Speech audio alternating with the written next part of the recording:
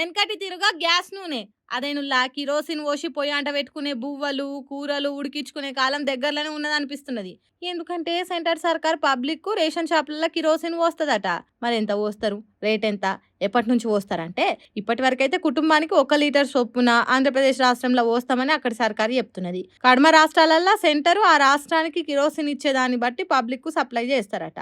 ఇంతకుముందు సెంటర్ సర్కారే ప్రతి ఇంటికి గ్యాస్ కలెక్షన్ ఉండాలి అని చిన్నగా కిరోసిన్ బంద్ పెట్టింది.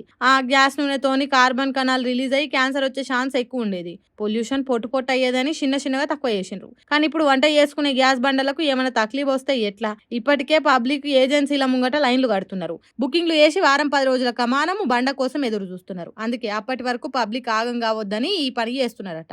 ఎట్లాగో కిరోసిన్ పోస్తున్నారు కదా అని డీజిల్ పెట్రోల్ కలిపి కల్తీ చేయకుండా గట్టి యాక్షన్ తీసుకుంటారట. ఇదే సందని దొంగదందాలు చురు చేసేటోళ్ళు ఉంటారు కాబట్టి అక్కరున్నోళ్ళు మాత్రమే కిరోసిన్ తీసుకోండి, అవసరం ఉన్నంత మాత్రమే వాడుకోండి అన్నట్టు చెప్తున్నారు. ఇక ధర కాడికి వస్తే 15 రూపాయల నుంచి 40 రూపాయలు. ఇక కడమ రాష్ట్రాన్ని బట్టి రేటు మారుకుంటూ పోతుంది. కాబట్టి మనం రేషన్ షాప్ దాకా టిన్నో బాటిలో పట్టుకొని పోతే వాళ్ళు చెప్పేదాకా తెలియదు ధర ఎంతో అనేది. మరి ఎప్పటి నుంచి పోస్తారంటే ఏప్రిల్ నెలలో కిరోసిన్ మీ ఇంటికి వచ్చుడు పక్కా అంటారు. సరే ఎట్లయితే ఏంది కానీ మళ్ళా గుడిసెల గుడ్డి దీపం వెలిగించుకొని ఎనగర్ర దిక్కు చూసే కాలం వస్తుందా ఏంది అని భయం కలుగుతున్నది అట పబ్లిక్. ఏం జరుగుతుందో ఏమో పోన్రి.